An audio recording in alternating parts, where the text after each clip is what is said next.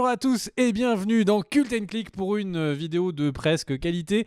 On est là pour vous parler des news. Il y aura surtout une news du côté GOT que vous a préparé Kerr, des news du côté Marvel que je vous ai préparé, et puis on vous fait les petites news en quick and dirty comme on les appelle pour eh bien simplement vous donner le reste de ce qui peut se passer dans Cult & Click pendant que la télé derrière moi je pense va s'éteindre. On passe tout de suite à Kerr pour sa news de Game of Thrones. Alors déjà, bonsoir à tous pour ceux qui nous regardent en live, bonjour à tous ceux qui nous regardent en rediffusion. Petite news Game of Thrones, elle est vraiment très courte. Pour vous dire qu'à l'occasion de la conclusion de la saison 3 de True Detective, HBO a diffusé un nouveau clip comprenant des images notamment du film Deadwood, notamment de la série Watchmen, dont on vous parlera bien évidemment sur Cult & Click. On adore Watchmen tous les deux. Donc on va suivre attentivement la série Watchmen de Damon Lindelof. Mais il y avait aussi 3 petites secondes d'images inédites de Game of Thrones, extrait probablement de l'épisode 1, et ça rejoint ce que l'on savait sur ce que l'on avait déjà vu sur la saison 8. Donc si vous voulez aucun spoil, bon c'est un micro spoil, hein. Mais si vous voulez aucun spoil, bouchez-vous les oreilles quelques secondes. On y voit Arya à Winterfell qui lève les yeux au ciel et qui voit quoi ? Drogo, le dragon de Daenerys, qui survole les remparts de Winterfell. C'est donc la confirmation que Daenerys est arrivée avec ses dragons, mais ça, on s'en doutait. Et l'image, moi, m'a beaucoup plu parce qu'en fait, finalement, c'est la première fois qu'Arya voit un dragon. Et la réaction d'Arya, très enfantin, elle a les yeux qui pétillent devant ce dragon volant. Parce qu'il y a des dragons, vous le savez pas, vous peut-être, mais il y a des dragons qui ne sont pas volants. Moi j'ai trouvé ça très cool et ça m'a fait plaisir de retrouver la Arya un petit peu joueuse qu'on avait vu notamment dans les premières saisons. Finalement on oublie trop avec tout ce qu'elle a vécu et tout ce qu'elle a fait que Arya reste c'est une gamine quoi. Donc voilà pour ces 3 petites secondes. On n'a pas plus d'informations pour l'instant. Le trailer, il n'y a aucune information sur son arrivée. Donc voilà, on peut imaginer que HBO va balancer quelques teasers encore thématiques comme ils ont fait pour la crypte des Stark. Pourquoi pas un teaser spécifique sur les Lannister, pourquoi pas sur les marcheurs blancs. On peut tout imaginer. Donc voilà, pour l'instant, on n'a pas plus d'infos que ça sur la saison 8, mais 3 petites secondes qui font sacrément plaisir. Est-ce que toi, tu as des infos plus complètes sur Marvel, mon cher Bigby ?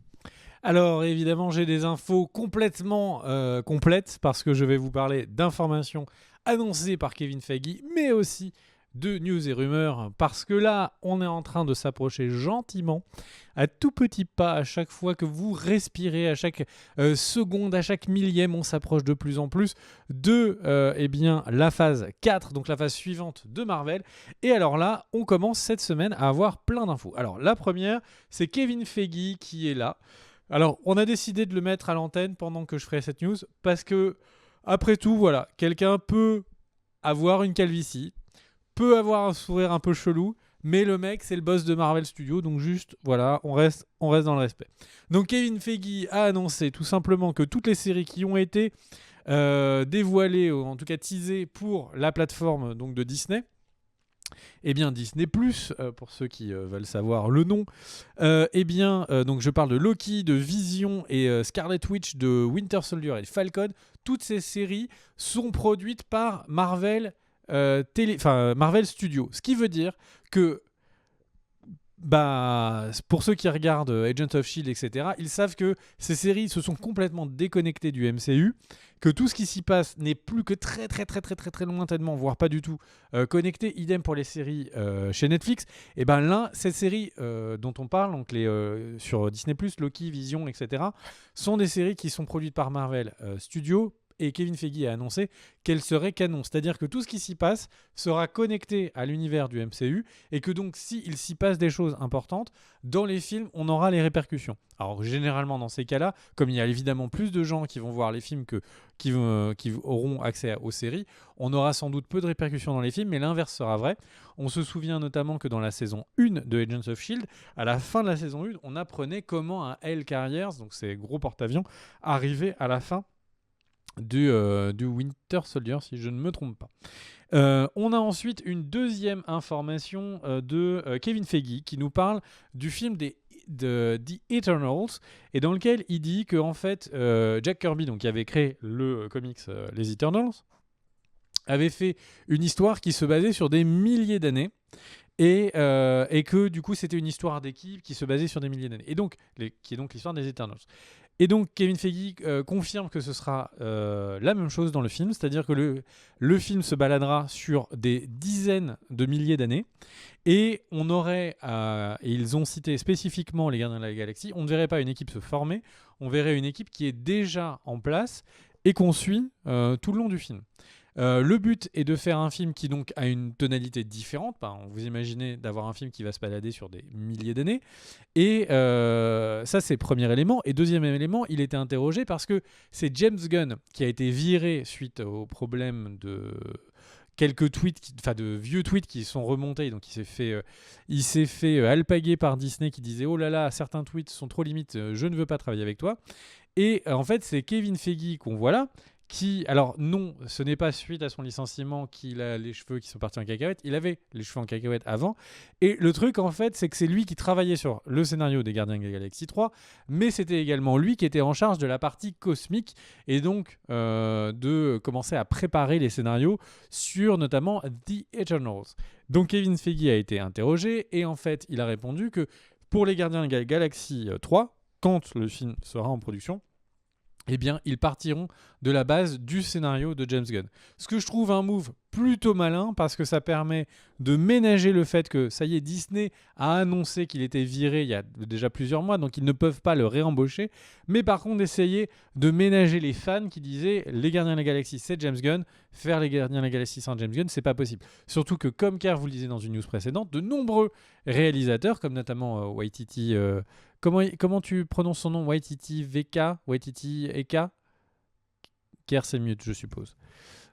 Non, je ne sais pas le dire non plus. Merci, Kerr. It's a trap. Et donc, It's a trap. Et donc, en fait, qui donc était le réalisateur de Thor Ragnarok, eh bien, lui aussi a refusé. Titi Waikiki. Titi Waikiki.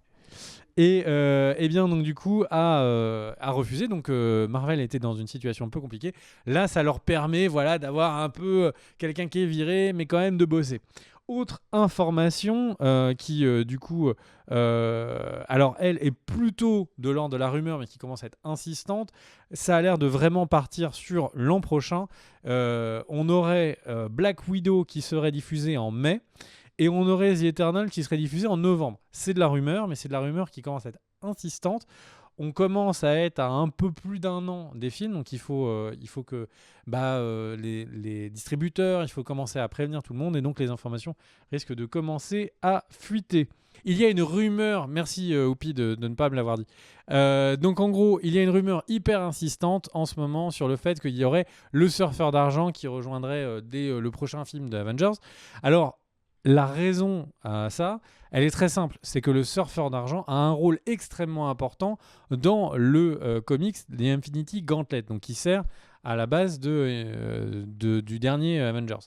Le truc, c'est que si vous vous souvenez donc, du dernier Avengers, à un moment, il y a Hulk qui est là et qui dit « Thanos arrive, Thanos arrive !»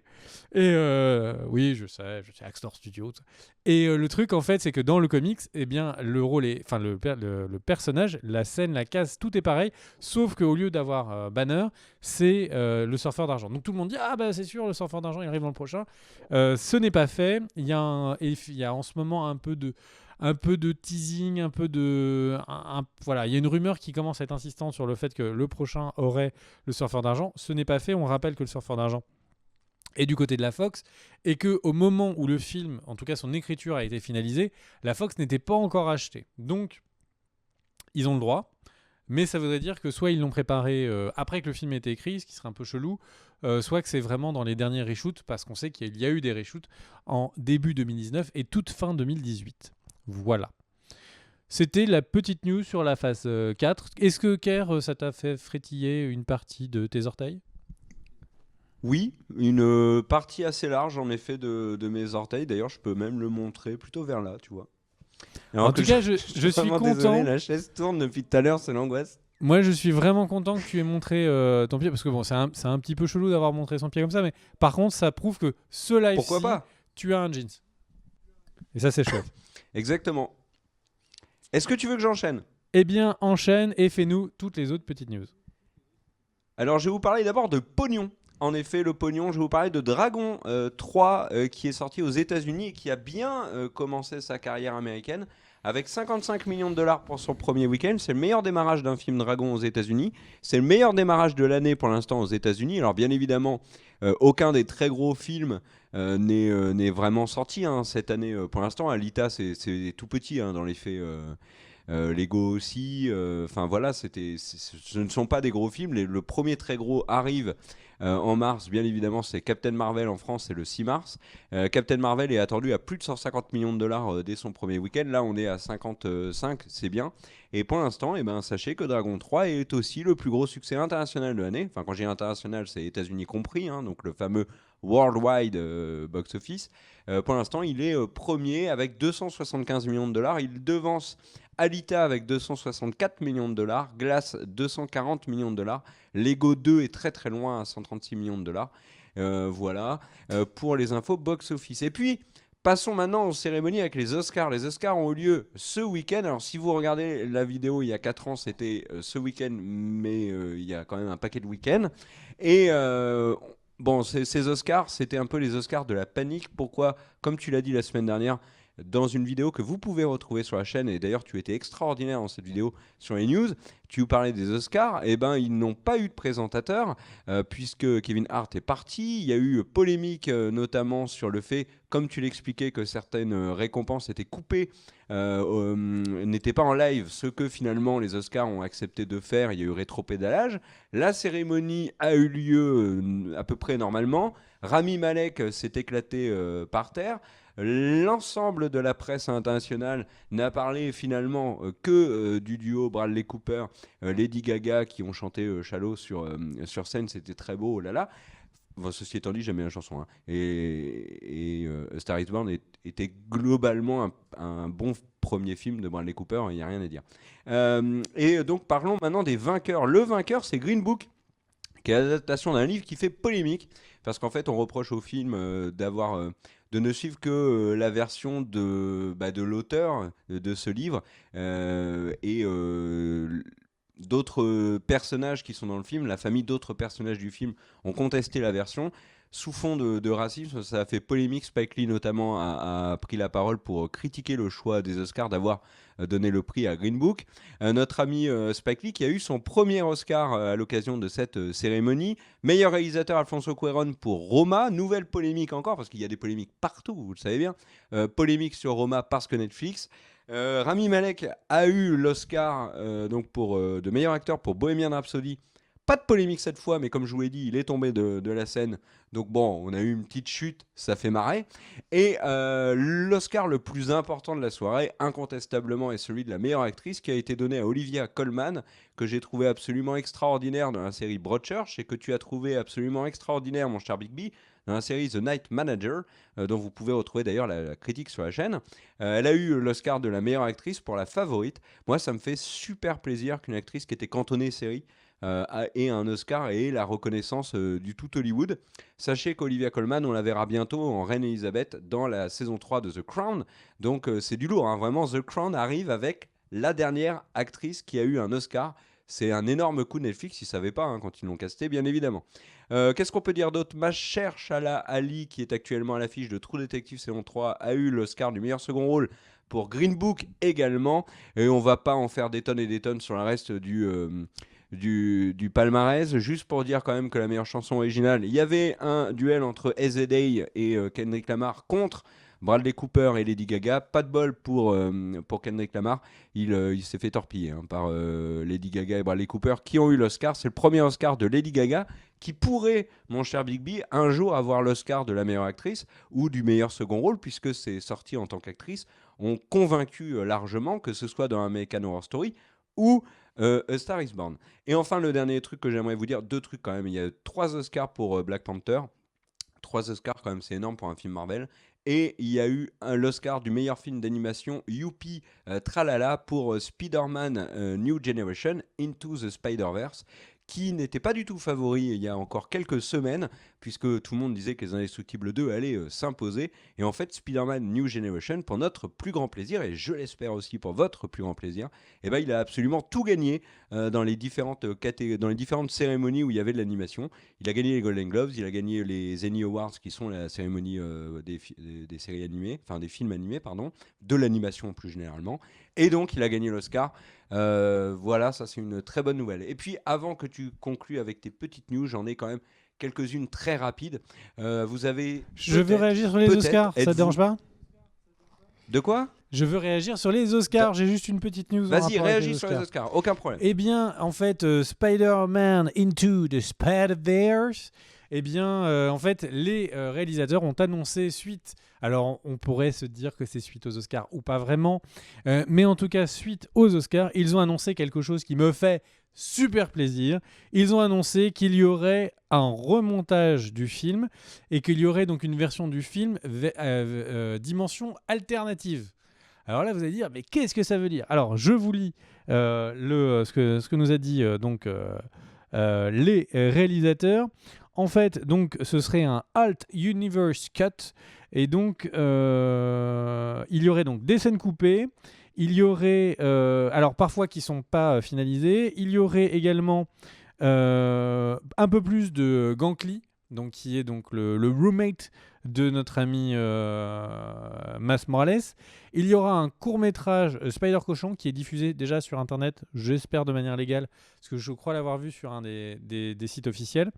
Et ça me donne super envie d'acheter la version collector. Ça fait longtemps que j'ai pas acheté une version collector en Blu-ray, et là, je pense que celle-là va finir tout droit dans ma petite liste de Noël. Noël qui va tomber, à mon avis, le 9 mai, si je ne me trompe pas, qu'arrive le Blu-ray. Il y a autre chose à rajouter aussi, il y a un artbook, j'ai pas ton retour est assez faible, donc je ne sais pas si tu en as parlé, mais il y a un artbook magnifique qui arrive en mai. Si vous voulez plus de détails, il y a une news sur le site Cult & Click, écrit par l'ami Medjay, qui en parle et qui vous le présente. Il va coûter 40 balles, je crois. Mais apparemment, il est très beau. Ok. Du coup, Jean-Qui, mes news ? Ouais, vas-y, Anki, et je terminerai avec les miennes. Alors, je vous fais les news. Attention, c'est la mitraillette à news. Certaines sont intéressantes, certaines ne sont pas intéressantes. C'est pour ça qu'on passe très très vite. Donc, la première, c'est Cobie Schmulder. Donc, Cobie Schmulder, que vous connaissez dans la vidéo que vous avez fait la semaine dernière sur How I Met Your Mother, qui est donc Robin. Et c'est également quelqu'un qu'on connaît dans le MCU qui joue le personnage de Care de moi. Là, j'ai oublié son nom. Voilà, bon, vous avez... mais alors pareil, It's a Trap. Merci, Care. Et donc, en fait, elle est... Maria machin. Maria Hill. Maria Hill, voilà. Et donc, en fait, ABC a confirmé l'achat d'une série, en tout cas la production du premier pilote. C'est sur le... C'est sur... Stumptown. Et donc Stumptown, c'est un comics qui va être adapté, et c'est donc une série. Alors j'ai vu très très peu d'infos dessus. En gros, de ce que j'ai compris, c'est une série un peu de détective et c'est une anti-héroïne. Ça a l'air d'avoir un petit goût de fumée de Jessica Jones sans les pouvoirs. Ensuite, news suivante, les Gremlins arrivent en version dessin animé sur la prochaine plateforme de Warner. Décidément, cette plateforme, je vais sans doute pas m'abonner. American Gods saison 2, je vous en parle là tout de suite. Eh bien, il y a un teaser, ça commence à arriver, il y aura un peu plus sur les origines de Shadow. Et eh bien, American Gods sur Cult & Click, eh bien, vous ne verrez pas de vidéos critiques parce que quand on a fait des vidéos critiques, ils nous ont carrément failli nous faire perdre la chaîne par erreur. Donc, American Gods, nous ne couvrirons pas la suite de la série. Ensuite, une news qui n'est pas du tout cinéma-série mais qui m'a fait marrer. La Nintendo Switch est en train de se faire hacker dans tous les sens. Elle se fait déboulonner le transistor, comme on dit dans le petit milieu du hacking. Et en fait, après avoir installé Linux, eh bien, des gens sont en train d'y mettre tout simplement Android. Et donc, du coup, vous pouvez voir des vidéos qui tournent avec Android qui s'allume, Netflix qui est envoyé. Donc, j'ai envie de dire, Netflix, pour pas qu'on ait besoin de pirater sa Switch pour pouvoir mettre Netflix, juste lâche l'application sur la Switch. Autre info, Altered Carbon saison 2 a été teasé. Le teasing est absolument nul. Le trailer, c'est le pire trailer de teasing que j'ai jamais vu. On voit juste des photos des acteurs de la saison 2 avec leur nom et sur soi-disant un écran d'ordinateur. Et au bout de 30 secondes de nom, ça s'arrête. Donc c'est vraiment un teasing de merde. Mais par contre, moi j'avais beaucoup aimé la saison 1, sauf la fin. Et du coup, je suis très content. Pour la petite information, c'est Anthony Mackie. Anthony Mackie, c'est le faucon des Avengers, qui jouera le nouveau corps de Kovac. Autre information qui plaira sans doute à Kerr. Gros casting. Ouais, il y a un gros casting, mais bon, il faut qu'il y ait un gros scénar. Kaamelott, le film, a enfin une date qui a été confirmée sur Twitter. Ce sera le 14 octobre 2020. Et ouais. Premier film d'une trilogie. Hein. Ouais. Et ensuite, est-ce que j'ai d'autres news qui sont intéressantes ou est-ce que je vous embête plus Non, vas-y, passe-moi le pot de rillettes de news. Ouais. Ah si, j'ai une dernière news que je trouve chouette. En fait, il y a des gens qui sont allés analyser. En ce moment, Amazon a fait une carte interactive des Terres du Milieu. Vous savez qu'ils ont une série, Le Seigneur des Anneaux, qui est en préparation. Et donc, en fait, cette carte interactive dévoile au fur et à mesure du temps des noms de zones. Jusque-là, il y a écrit Mordor. Ça ne nous a pas appris grand-chose. Mais par contre, il y a quelqu'un qui s'est rendu compte qu'à l'endroit où il devait y avoir écrit le Rohan, en fait, il y a écrit Calen Ardon. Et là, Calen Ardon, vous fans de Tolkien, parce qu'on a tous vu Le Seigneur des Anneaux, j'ai lu les bouquins et pourtant ça ne me parlait pas. Et au final, Calen Ardon, c'est tout simplement le nom des terres qui étaient rattachées au Gondor, qui ont été légués à ceux qui vont devenir les ancêtres du Rohan. Ce qui veut dire que donc la série pourrait potentiellement se passer il y a fort, fort bien longtemps avant que le Rohan existe. Et à une époque où il y avait déjà le Gondor, il y avait déjà le Mordor, mais pas du tout l'époque de la trilogie des Hobbits. Voilà, cette news, moi ça me fait plaisir. Et j'en profite, parce que ça fait longtemps qu'il a fait un don sur le Super Chat, pour remercier Rémi Pouille. Rémi Pouille, c'est très gentil. J'espère que tu fais attention à tes bourses. Cette phrase est très bizarre, mais merci pour le Super Chat. Et on est juste là pour faire kiffer. Donc voilà, merci à toi. Ouais. Et j'espère que tu sais que c'est pas merci à toi Rémi. Et Rémi est une personne totalement en dehors des dons. C'est une personne qu'on apprécie beaucoup et qu'on salue et qu'on embrasse. Moi j'ai d'autres news, du coup passe-moi le pot à rillettes, je vais les étaler aussi. Armie Hammer qui est favori pour jouer Batman. Alors il y a la semaine dernière, Screen Hunt a dit c'est sûr, c'est signé, même qu'il s'est installé dans la Batcave. Visiblement c'est pas encore fait, mais Armie Hammer est le favori pour être le prochain Batman. Armie Hammer c'est qui ? C'est le mec qui jouait déjà avec Henry Cavill. Henry Cavill c'est Superman dans Code Uncle et qui a joué il y a pas longtemps dans Call Me By Your Name, si je ne dis pas de bêtises sur le titre. Voilà, c'est ça, j'ai pas encore vu. Donc autre info intéressante sur notre ami Chris Hemsworth. Figure-toi qu'il va faire un film pour Netflix et c'est un biopic. Qui va incarner Chris Hemsworth ? Ça n'est pas Annie Cordy, c'est tout simplement Hulk Hogan. Hulk Hogan, le célèbre catcheur à la moustache blanche. Donc ça peut être très marrant. Lupita Nyong'o, qu'on a vu dans le très très bon film 12 Years a Slave et qu'on a vu récemment dans Black Panther, sera une des James Bond Girls de Bond 25. Très gros casting dans le nouveau Bond. Qui, alors on l'a dit la semaine dernière, a des gros problèmes de scénaristes, puisqu'ils ont à peu près 2 semaines, le scénariste a 2 semaines pour écrire le scénar. Donc tout va bien dans le petit monde de James Bond. Quoi d'autre ? LeBron James reviendra dans Space Jam 2. Enfin, il va pas revenir dans Space Jam 2, mais il sera dans Space Jam 2. Le film sortira en 2021 et cite Michael Jordan. Bugs Bunny, lui, par contre, s'est libéré et pourra être au casting. Donc, c'est extrêmement rassurant. Nathalie Dormer, qu'on a vu dans les Tudors et dans Game of Thrones, sera pas l'héroïne, mais en tout cas un des rôles les plus importants du spin-off de Penny Dreadful. Qui s'appelle City of Angels, et sachez également que l'acteur qui jouait, et donc le personnage, de la créature de Frankenstein devrait également être présente au casting. Kevin Feige a brisé les rêves de ceux qui voulaient voir du R-rated dans le MCU, puisqu'il a dit qu'il était hors de question que Black Widow soit un film R-rated. Donc voilà.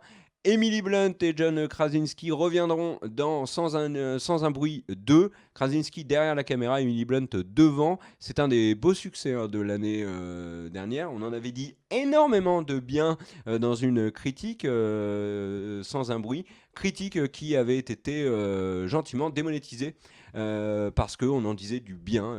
Donc voilà. Donc ça c'est un petit troll au passage. Et enfin, qu'est-ce que j'ai d'autres news. Attends, ça arrive, tu vas voir, c'est sauvage. En attendant, je vais juste répondre au chat qui pose de nombreuses questions sur Umbrella Academy, ou en tout cas je l'ai vu 2 fois. Et c'est pour vous dire que Umbrella Academy aura sa vidéo dédiée cette semaine et dans laquelle on vous parle notamment de ce qui pourrait arriver dans la saison 2 vite fait après. Voilà. Exactement. Autre news, la plus grande œuvre de l'histoire de l'humanité arrive sur Netflix le 1er mars. Je parle bien évidemment de Jurassic Park. Sachez que toute la trilogie sera là le 1er mars et le 15 mars, il y aura Jurassic World. Et je vais terminer puisque alors vous avez peut-être certains peuvent se plaindre du nombre important de séries Marvel. Vous voulez d'autres séries sur des franchises qu'on connaît moins et je vous comprends tout à fait. Donc j'ai pensé à vous et je vais vous annoncer que potentiellement de nouvelles séries Star Wars vont arriver. Il y en a une sur, j'ai oublié son nom là, le Diego Luna. C'est Cassian Andor qui est déjà prévu. Il y a la série The Mandalorian, ça on le savait. Il y a potentiellement une autre série qui serait déjà en chantier, on ne sait pas le sujet. Il y a 2 rumeurs. La première rumeur, c'est sur Obi-Wan Kenobi avec peut-être Ewan McGregor et qui reprendrait donc son rôle dans la prélogie qu'il a eu dans la prélogie. Et l'autre serait sur l'autre rumeur, c'est Lando Calrissian. Ça pose beaucoup plus de problèmes en termes de casting parce que si c'est Donald Glover qui joue dans cette mini-série, ça me paraît totalement impossible, vu à quel point il est demandé au cinéma, qui travaille sur Atlanta, qui fait de la musique, qui fait des tubes, qui cartonnent de ouf, puisque c'est chez Dish Gambino. Donc ça me paraît un peu compliqué. Misons sur Obi-Wan plutôt que sur d'autres séries. Puis je termine par la saison 2 de The Haunting of Hill House qui est commandée par Netflix, c'est officiel, et elle ne s'appellera pas The Haunting of Hill House puisqu'on ne reviendra pas à Hill House. La série devient une anthologie et la série s'appelle maintenant The Haunting of Bly Manor. C'est l'adaptation d'un livre d'Henry James qui avait déjà été adapté à plusieurs reprises au cinéma. La dernière adaptation, c'était le film Les Autres enfin pas deux, mais avec Nicole Kidman qui était sorti en 2001 de tête. À vérifier, on s'en fout un peu, j'ai envie de dire. Voilà pour les news. Est-ce que tu veux conclure, mon cher Bigby ? Je conclus en remerciant également Paquitos sur le super chat. Merci à toi qui disait qu'il avait hâte de voir la série du Seigneur des Anneaux. Moi, cette news sur le Seigneur des Anneaux que je vous ai donnée là, sur la possible chronologie a complètement renouvelé tout mon intérêt pour la série du Seigneur des Anneaux. J'avais peur d'avoir une revisite de l'époque qu'on connaît et ça me tente énormément. Voilà. Si tu es OK, mon cher Kerr, j'ai envie de passer à Walking Dead, parce qu'il y a plein de trucs à dire sur cet épisode. Est-ce que... du coup, on dit au revoir à tout le monde pour la vidéo news. Merci à tous d'avoir regardé. N'oubliez pas le petit pouce vers le haut, les commentaires, bien évidemment. Vous pouvez réagir de nombreuses fois sur les différentes news qu'on a abordées. Et puis, on vous fait à tous des gros bisous. Passez une bonne fin de journée. Ciao.